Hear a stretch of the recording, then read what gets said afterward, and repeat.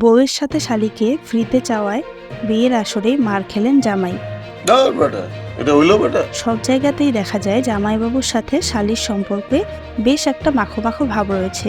তাই বলে স্ত্রীর সাথে শালিকে ফ্রিতে দিতে হবে এরকম দাবি আগে শোনা যায়নি।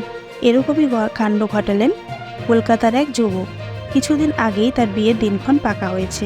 রীতিমতো সেজেগুজে বরযাত্রী নিয়ে বিয়ের আসরে হাজির হন নতুন জামাই। কিন্তু সেখানেই সমস্যা দেখা যায়। ওই যুবক বিয়ের আসরেই দাবি করেন বিয়েতে তার বউয়ের সাথে সাথে একমাত্র শালিকেও ফ্রিতে দিতে হবে। সে তার শালিকেও নিজের বাড়িতে নিয়ে যেতে চেয়েছিলেন। অবশ্য শালি আর মেলেনি, মেরেছে শ্বশুরের মার। বিয়ের আসরেই তাকে উদুম কেলানি দেওয়া হয়। আপনার কোন বন্ধু বিয়ে করতে গিয়ে এরকম কাণ্ড ঘটাতে পারে বলে আপনার মনে হচ্ছে? কমেন্ট করে তার নাম লিখুন। মেনশন করতে ভুলবেন না। ভিডিওটি ভালো লাগলে লাইক আর চ্যানেলটি সাবস্ক্রাইব করে দেবেন। ফেসবুক থেকে দেখে থাকলে ফলো করবেন।